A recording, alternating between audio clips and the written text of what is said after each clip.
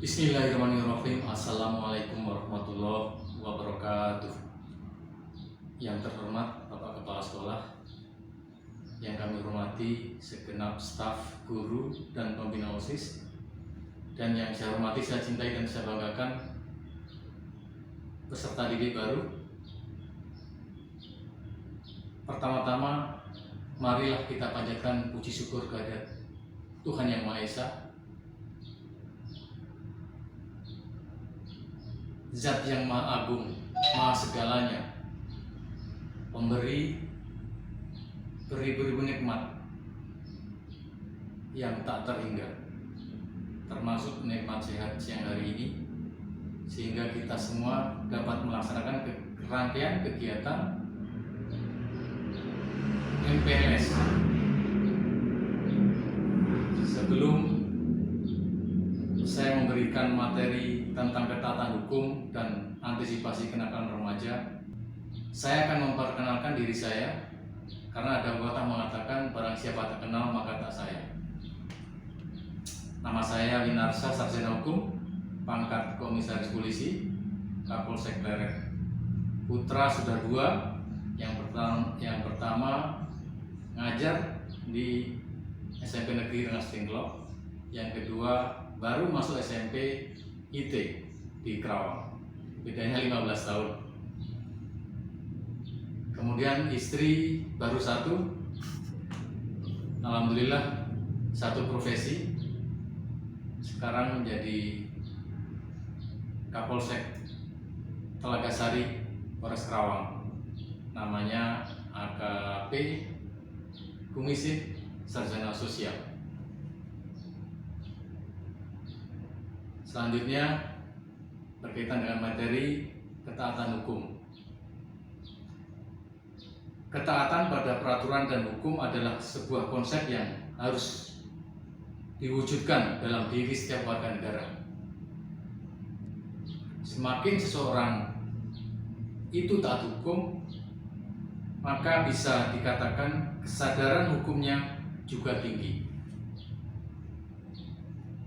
Ketaatan hukum merupakan ketaatan yang dimulai dari kesadaran masyarakat terhadap hukum itu sendiri, berupa keyakinan akan nilai-nilai yang terdapat dalam diri manusia terhadap hukum.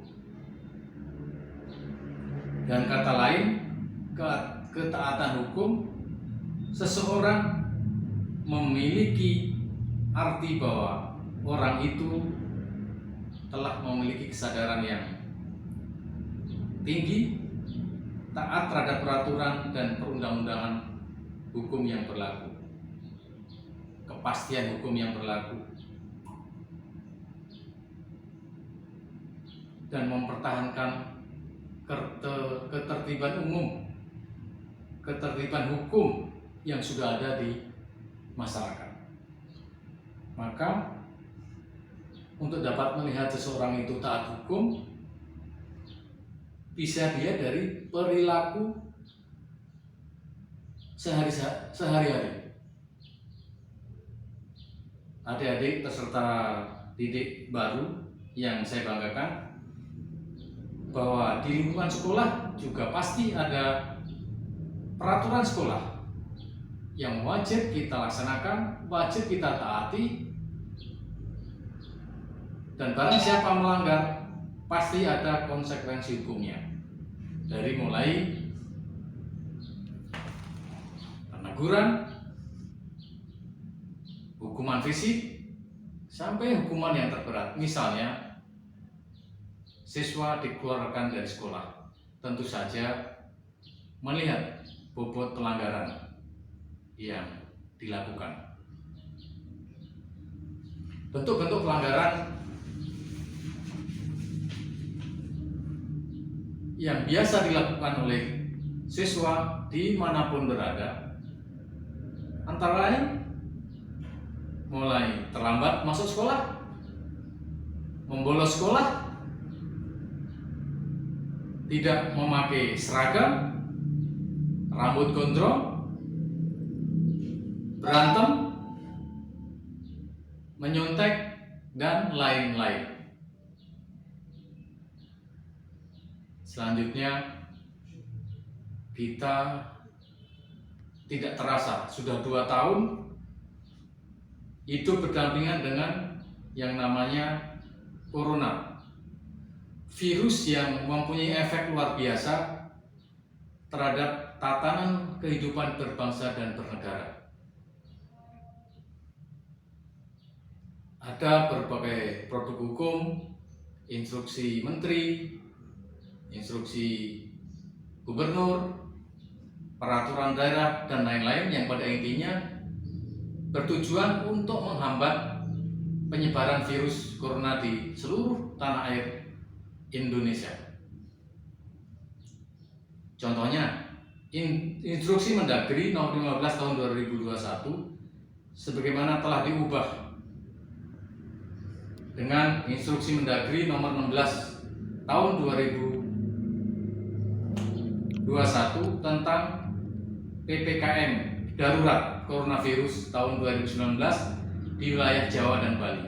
Yang kedua, Peraturan Daerah Jawa Barat Nomor 5 Tahun 2001 tentang Perubahan Daerah Nomor 13 Tahun 2018 tentang penyelenggaraan keamanan, ketertiban umum, dan pelindungan masyarakat. Yang terbaru adalah Instruksi Mendagri Nomor 22 Tahun 2021 tentang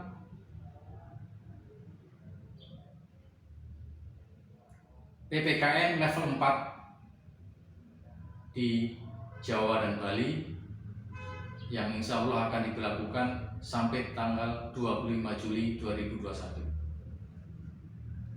Untuk dapat mengendalikan penularan COVID-19 ini, hanya ada 2 pokok permasalahan yang harus dilaksanakan. Yang pertama, menjaga protokoler kesehatan. Yang kedua, akselerasi vaksinasi. Kita tahu di Pleret jumlah penduduknya 78.786 jiwa. Target yang harus divaksinasi adalah 62.988 jiwa. Sampai hari ini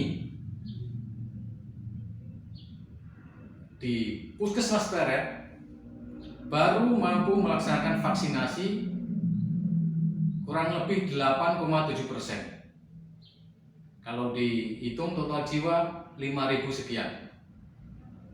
Jadi masih jauh dari kategori herd immunity.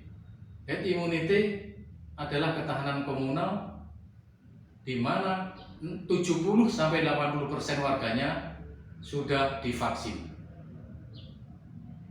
Insya Allah kalau sudah mencapai 70-80%, pengendalian vaksin di suatu daerah akan jauh lebih mudah. Untuk itu, saya berpesan kepada adik-adik untuk tetap jaga prokes dan mau divaksin pada saatnya. Alhamdulillah, Bupati Purwakarta telah mencanangkan vaksinasi dengan sasaran kelompok anak sekolah. Kita tunggu saja jadwal SMK ini di Pleret kapan. Pasti akan ada jadwal. Saya berpesan pada kesempatan pertama seluruh siswa harus melaksanakan vaksinasi. Ini sebagai persiapan protokol kesehatan menjelang sekolah tatap muka. Adik-adik pasti kangen bertemu dengan rekan-rekan siswa yang lain di sekolah secara langsung. Tetapi karena situasi dan kondisi belum memungkinkan, pemerintah mengambil kebijakan bahwa pembelajaran saat ini harus dengan daring.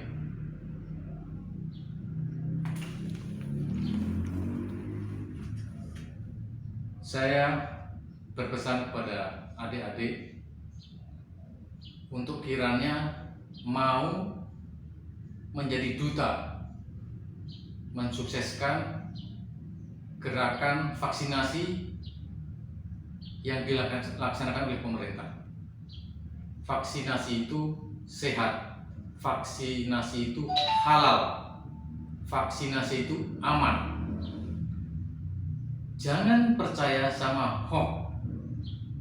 Buktinya saya Kapolsek sudah 2 kali vaksin, sudah lengkap, alhamdulillah aman dan sehat. Silakan adik-adik sampaikan kepada keluarga, tetangga, sesama teman, ayo datang untuk divaksin.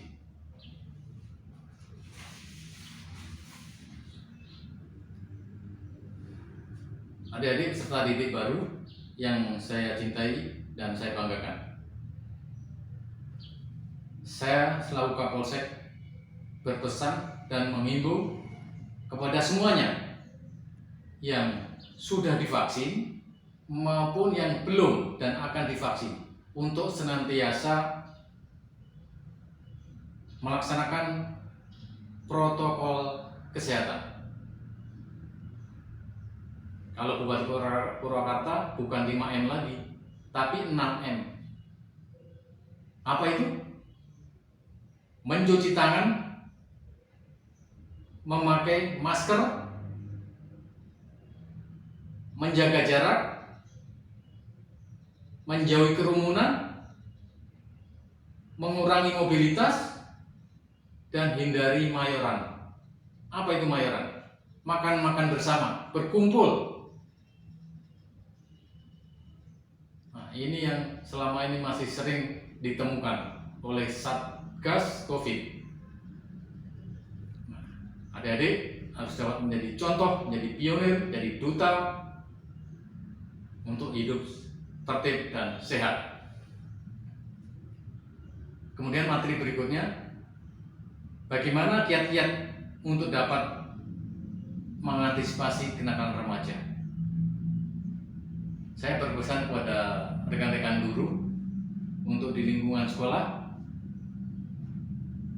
berikan pembelajaran yang efektif dan efisien.